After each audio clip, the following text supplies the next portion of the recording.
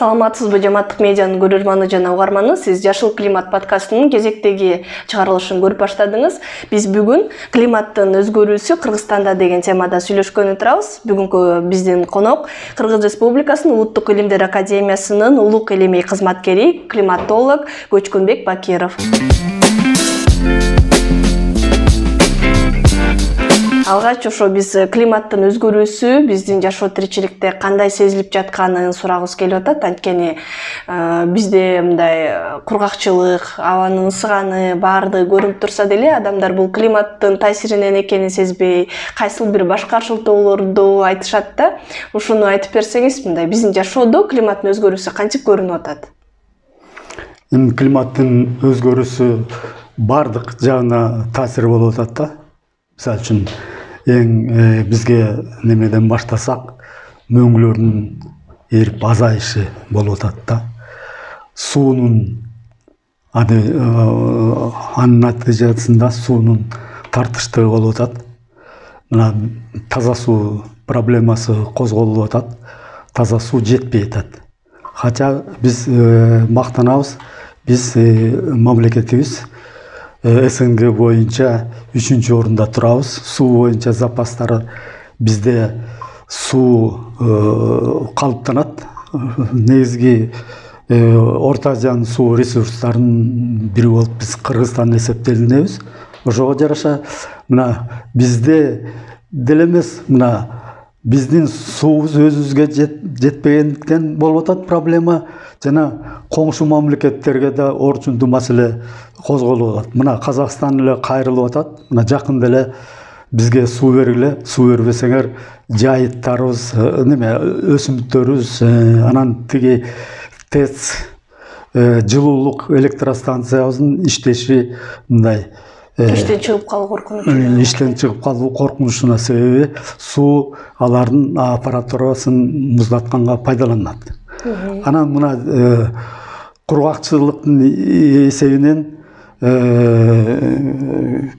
тиги айыл чарба өсүмдөрү жакшы немеде өндүрүлбөй атат. Бул проблема илгери мисалы үчүн кургакчылык 10 жылда бир 2 жолу 3 жолу кайталанса, бизде азыр 3 жылда 1 жолу кайталанып атат. Былтыр мына мисалы үчүн жакшы абал түзүлдү эле. Суу проблемасы анчейин оор болгон жок. Быйыл мурдагы жылы мына абал оор болуп турду. Анан мына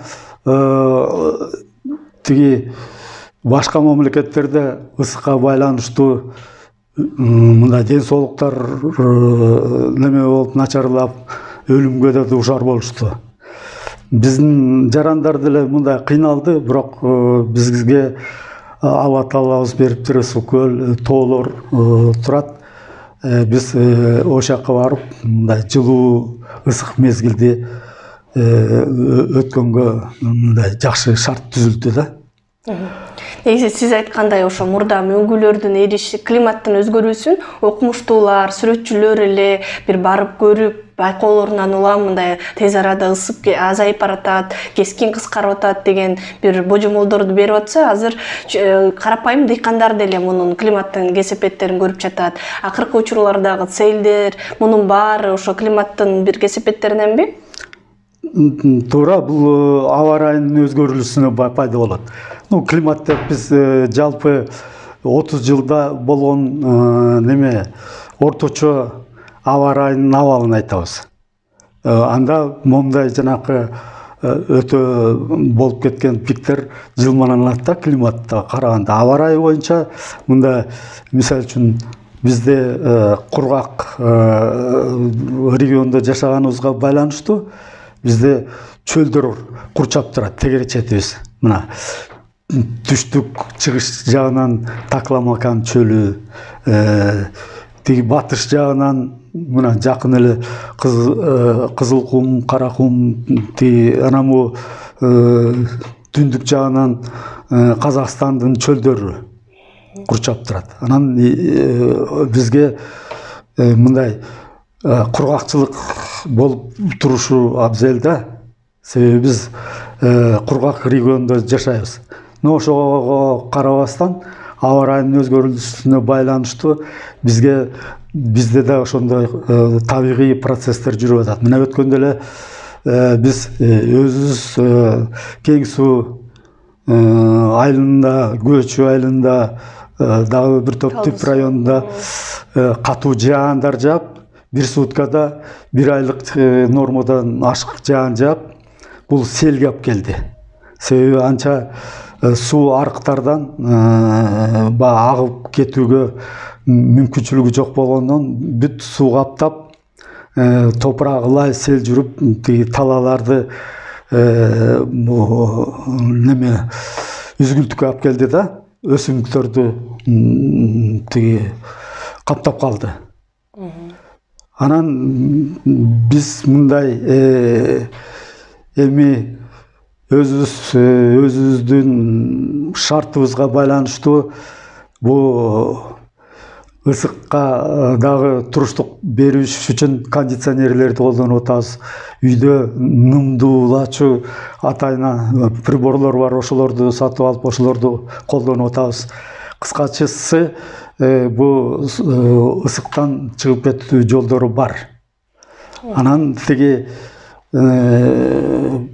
бизде ошондой немелер болду десек, дүйнө жүзү боюнча мына Кытайда да телевидениеден көрдүңөр, интернеттен көрүп атасыңар, кандай суу каптоо болуп атат. Климаттын жылуулануусуна байланыштуу көпчүлүк мамлекеттерде адамдардын өлүмү менен дуушар болушту. Ысыкка чыдай алышпай.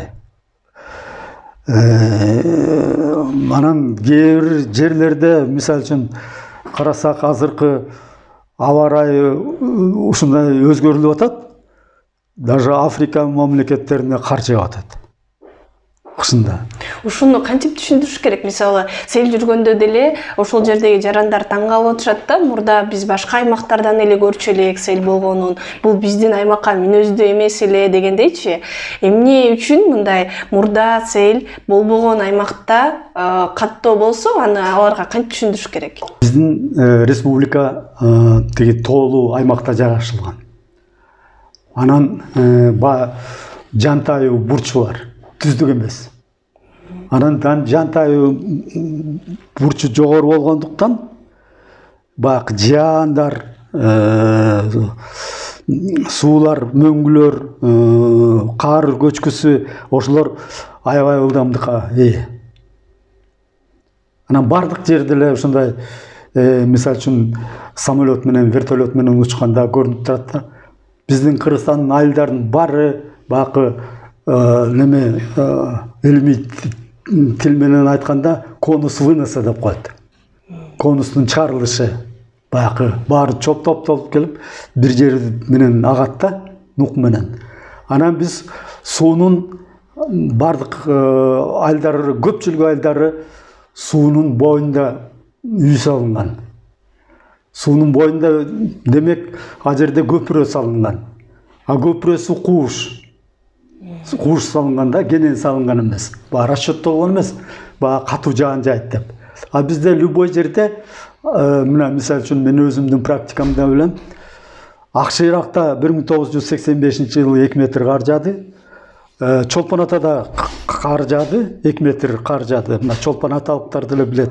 Курский, ошо далинки айылдарда үйдүн чатыры менен тең кар жаап салды. Анан баа куткарабыз деп БТР менен жана армиянын техникалары менен кээ бир үйлөрдү, немелерди басып кетти. Эчтеке көрүнбөйт да. Анан ошо Чолпон Атада кар кесепетинен бир жума каттоо түндүк менен жүргүзүлбөй, түштүк менен жүргүзүлүп калды. Анан түштүктө деле могу кээде балыкчыдан Караколго кетип баратканда түштүк тарабынан могу Касис айылында көпчүлүк сел жүргөнүн байкап каласыңар. Жолду бөгөп, жол тазалаганга убакыт керек болуп, катуу болуп калат да. Эми мындай да, статистика боюнча мындай процесстер 10 жылда бир болот, 20 жылда бир болот. Жана жер титирөөлөр сыяктуу да 50 жылда, мүмкүн 100 жылда да болот. Мына жер титирөө Гемин жер титирөөсү 1912 жыл болгон. Ошо жер титирөөнүн кесепетинен бир айылды басып калган. Анан могу Ананьева тарапта бир тоонун бөлүгү жылып кеткен да. Ошондой немеге ар кайсы катаклизмдерге даяр болуш керек. А биз баягы мына токмокто деле тиги арыктын неме суунун нугуна кафе салды деп бузуучулар болуп аткан. А жерде суу топтолуп бер жактын баары сазга айланып кеткен. Себеби дренаж болуп калган. Анан Ошто эмне үчүн көп болот мындай процесстер? Себеби рельеф ушундай жантайкы. Анан көп жаан жаайт. Мисалы үчүн неме деле Арсланбаб деле 1000 миллиметр, 1200 миллиметр жаан жаайт. Кышында алардын немеси айтымына тургундарын чатыр менен тең кар жаап салат дейт. Ушул сиз алар жайгашкан аймакка карата ыңгайлашып, ошолорду эске алып, бардык мындай табигый кырсыктардын алдын алуу чараларын көрбөй жайгашып алган деп айтып атканда дагы бир нерсени эстедим. Жана ландшафт дизайны дагы жок деп айтып аткансыз, жогоруда. Бул негизи кандай болуш керек эле? Ландшафт дизайн деген негизинен мына шаардагы үй курулуштарды карасак, башаламан курулуп атат. Өткөндө мен Бишкектин абасынын булганышы дегенде айткам. Баягы бизде эң сонун мүмкүнчүлүк бар эле.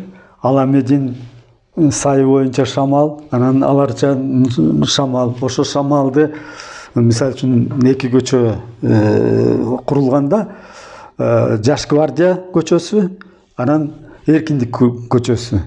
Анын баарын тозуп үй салып салышкан. Аба мындай жакшы тарабай, булгануу газдар азыр не только Бишкектин борборунда, а неме Орто Сай, Чоң Арыктарга чейин барып калды. Себеби мисалы үчүн жана вертолеттон, самолеттордон учканда байкайсың да, тиги үйлөрдүн баары суунун нугунда конус вынос деп коет. Ош жерге салынганда, анан тиги сейсмологдор айтып атат, жер титирөө зонасына салынып атат. Эчтекеден коркушпайт деп. Анан МЧСтер деле айтып атат, могу жактан көчкүлө, башка жерге баргыла. Могу жак кооптуу. Тиги бизде мисалы үчүн көлдө же чүйдө 10 жыл, 30 жылда бир жааса, а тиякта жыл сайын эле катуу жаандар жаайт. Климаттык справочниктерди карасак, эң эле көп жаан ошол жакта жаайт. Ош областында. Демек, табигый кырсыктарга дуушар ошол жак көбүнчө болот. Анан МЧСтер айтып, могу жактан көчкүлө десе, биздин өзүбүздүн тургундар көчпөйт. Андан басып калгандан кийин биз кыйкырабыз да. Мына мени басып калды, мен үйсүз калдым, давайте мага жардам бергиле деп. Негизи аба ырайындагы өзгөрүүлөрдү айтып жатпайсызбы? Эми ошол кандай болуп өзгөрүп атканын айтып берсеңиз? Атмосферанын жылуулануусу деп коет. Мына температуранын неме жүрүшүндө, мына могу жерде графикте көргөзгөндөй, глобалдык температуранын өсүшү 1850 жылдан баштап 2020 жылга чейин көрсөтүлгөндө, мына могу графикте көргөзүлгөндөй накта температуранын өзгөрүлүшү көрүнгөн, кызыл цвет менен, анан мына көк цвет менен адам баласы антропогендик фактор деп коебуз. Жана көмүр кычкыл газынын жана башка парник газдардын атмосферага чыгарылышынын негизинде өзгөрүүлөр, анан мына табигый өзгөрүүлөр.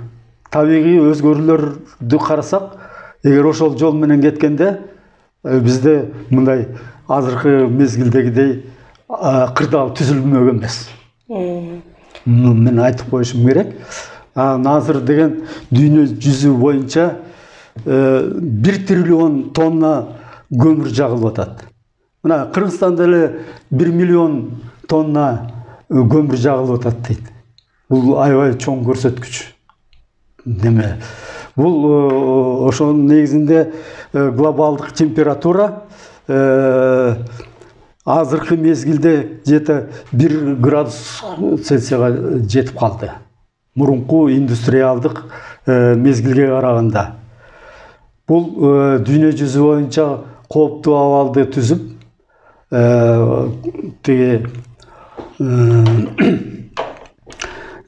көпчүлүк мамлекеттер мындай өнүккөн мамлекеттерге кайрылып атат. 1,5 градустан ашпагыла деле. Ооба. Негизи алар көбүрөөк бизден дагы бөлүп чыгарып, анын кесепеттери мындай биздин мамлекетке окшогон өлкөлөргө таасирин тийгизип калат да. Азыр Кыргызстанда аба ырайынын өзгөрүшү кандай болуп? Мисалы, бизде 4 мезгил бар, кышында жаан жааган учурлар болуп атат, жайдагы өтө ысык, рекорддук ысык болгону, мунун баары Кыргызстандагы өзгөрүүлөр боюнча айтып берсеңиз, кандай болуп өзгөрдү? Дегенде Кыргызстандын Бишкек боюнча температураны алсак, 1926 жылдан бери температура кескин түрдө өзгөрүлүп, мына тренд көргөзүлгөн кызыл түстүү цвет менен. Эгер ушундай абал түзүлсө, мына прогнозу да берилип турат, бу жерде фиолет түстүү цвет менен, анан бу жерде чектер коюлган. Тиги ошол чектен 95%-ын ичинде ошол негизинде өзгөрүлүп турат. Анан бизде азыр уже 12 градустан ашып кетти. Азыр мисалы үчүн 10 калп айтпасам 2022 жылы 13 градус болуп калды. Мурун деген где-то 9,5 болчу. Анан азыр мына кышкы орточо температуралар алсак, январдын температурасы плюс 1,7, февралдыкы 1,5 градус болду. Бул эмнени алып келет? Биз азыр кышында жаан жаап атат, кардын ордунда. Илгери биздин бала чакта биз ыжа тээп, коньки тээп, неметкен убакыттар жок болуп калды. Аны тиги спорт залдарга барып эле теппесе болбой калды. Анан мындай абал 91-жылда кезиккен да, ушундай кырдаал түзүлгөн. Что жайында жаан жаат. Азыр декабрда да жаан жаап атат. Февралда да жаан жаап атат. Январда да жаап атат.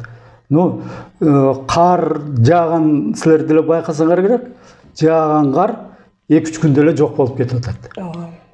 Биз бала чакта аябай катуу бара тартчубуз карды тазалаш үчүн.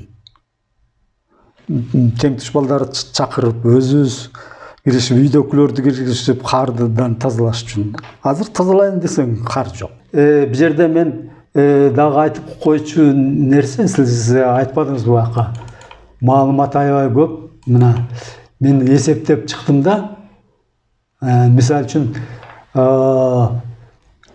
3 базалык мезгил алынды. 1931 жылдан баштап 60 жылга чейин бул бир базалык период. Анан экинчи 1961ден 90 жылга чейин. Үчүнчүсү 1991ден 2020 жылга чейин. Анан могу температура 0 градустан, 5 градустан, 10 градустан, 15 градустан өтүшүн эсептеп чыктым. Эсептеп чыкканда бул азыркы мезгилде плюс температуралар көп болуп атат. Оң температуралар. Терс температуралар аз болуп атат. Демек бул эмне айтып атат? Бул тиги мурункуга караганда от жагуу мезгили аз, вегетация тиги убактысы көп болуп атат да.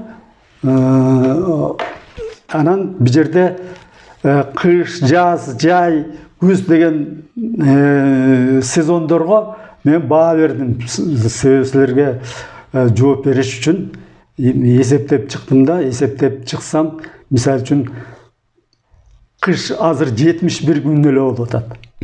Мурун 31-60 жылдары 97 күн болчу. Демек кыскарган, бул Кыскарган.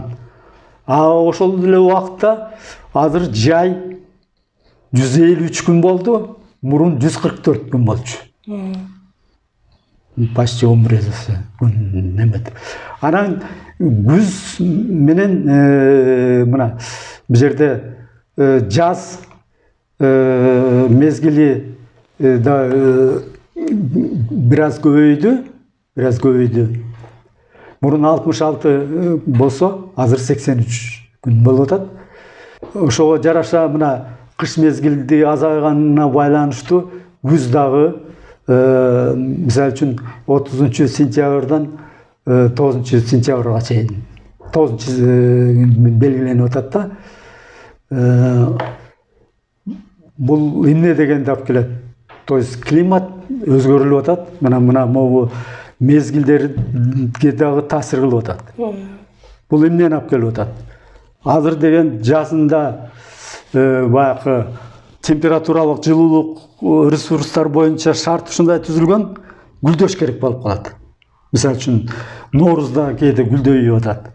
Бирок апрелдин 5-синде же катуу үшүк болуп кетип, же мөндүр жаап, тиги майларда ошондой болуп, анын кесепетинен мисалы үчүн абрикосту мен мындай неме байкоо жүргүзүп көрдүм өзүмдүн баягы неме боюнча. Илгери 10 жылда 2 жыл эле абрикос өспөй калса, то азыр 3 жылда кайталанып атат. Мына көлдүк туугандар деле айтып коюшу мүмкүн. Абрикос быйыл жок. Былтыр абрикос көп болуп, абрикосту көчөгө төгө баштады. Мал да жебей калган былтыр. Көпчүлүк дыйкандарга ыңгайсыз абалды түзгөн. Анан 21-жыл биз Каркырага барсак, чөптүн немеси где-то 10 сантиметр эле болду. Биз тиги Чаргудук, Чымынды сай, ошактарды кыдырып келдик да. Чөп кымбат болду. Анан баласына оор абалды алып келди. Анан кээ бир жылдары биздин эмемен мындай прогноз бергенде дагы маалыматтарга таянып ушундай өзүмдү неметкем да. Кээ бирлер аба ырайына прогноз берип коюп, өткөндө белгилүү атуулдар март айында тезирээк малдарыңарды жайлоого жибергиле деп коет. Быйыл деген жаз эрте келет деп. Аналар жибергенден кийин катуу суук болуп, кар жаап, бир топ малдар кырылып, неме зыянга учурап, даже ошолор сотко беребиз деп чыкты. То есть аба ырайынын прогноз, эгер сен өзүңдүн авторитетиңди кетиришиң келсе, анда аба ырайына прогноз бер деген макал бар. Демек, ушундай климаттын өзгөрүүсү байкалып атат, жылдан жылга түшүмдүүлүк аз, тою тартыш, мындан ары эмне болот? Мындан ары эми баягы мен фактка карасам, графикка карасам, анан эл аралык прогноздорду карасам, кыскасы мындай да, эгер ушундай тенденция сакталса, анда бизде ушундай катаклизмалар күчөйт, суу каптоолор күчөйт, кургактык күчөйт, чөлгө жакынбыз да.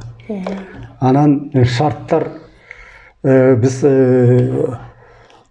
бир кадамдарга барбасак, анда жашоо оор болот.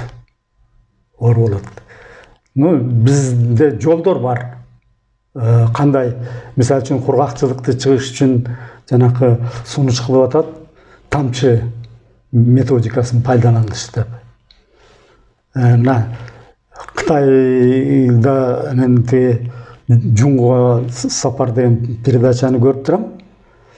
Жанакы чөлдө кәріз деп коет. Жер астындагы каналдарды куруп коюшкан. Анан алар этияттык менен пайдаланып атышат да. Бир болбогондо бир кичинекей эле суу агып турат. Бирок ошол суудан өлчөмдүү эле сууну алып туруп, тиги өзлөрүнүн жүзүмдөрүн жана башка немелерге алмаларын, шабдалларын бөлүп турат. Тегере четте мындай биздикиндей каналдар мындай төгүлүп, чачылып аткан суу жок, купкургак. А бирок тиги ар бир мөмөнүн ордуна ченелүү эле гана суу анан жер семирткич берет. Анан алар ошо чөлдү гүлдөтүп салды.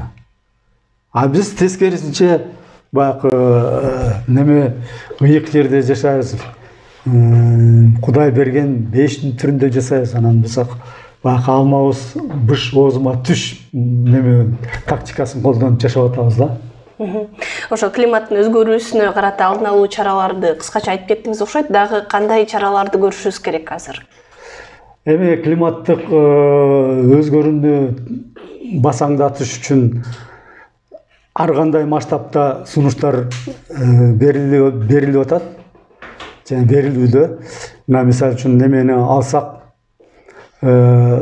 Россия академиясынын немеси академиги Израиль айткан, Путинге 35 бомбардировщик бер, анан мен жердин үстүнөн немени күкүрт туздарын чачам деген. Ал болсо экран кылып күн нурун өтүүгө тоскоолдук кылмакта, анан температура төмөндөмөк. Бирок ал кийлигиши коркунучтуу.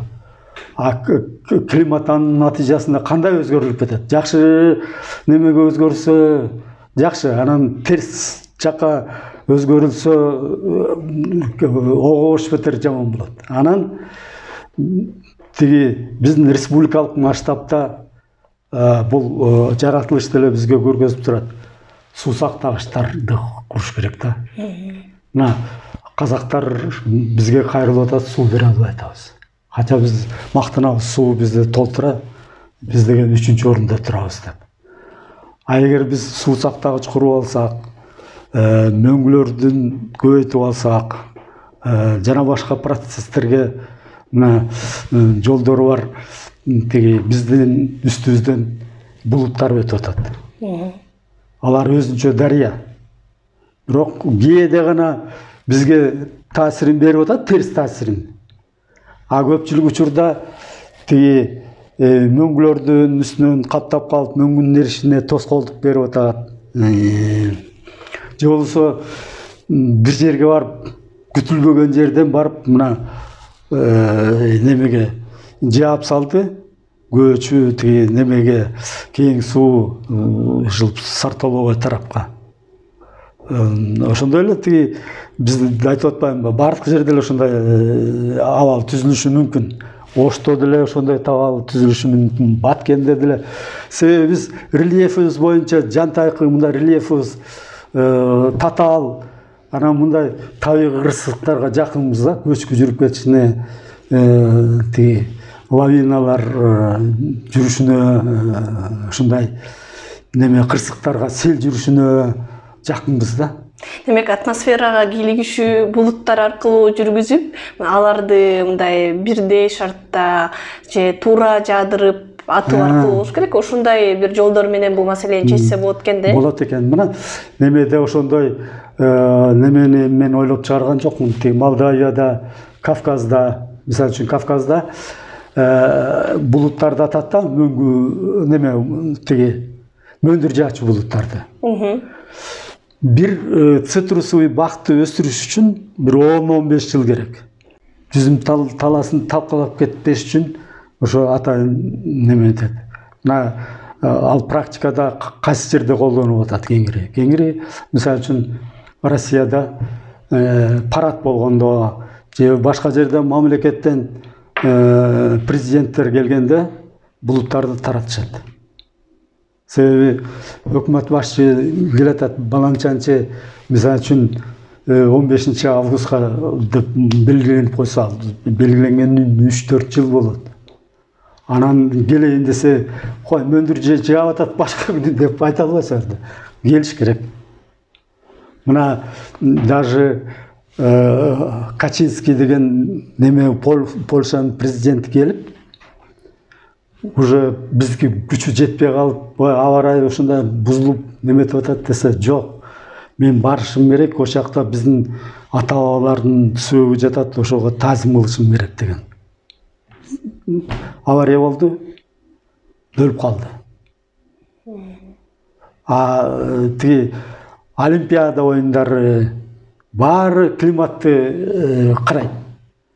Кайсы күнү жаан жайт. Мына Москва Олимпиадасы как раз жакшы мезгил, жакшы прогноз болду да.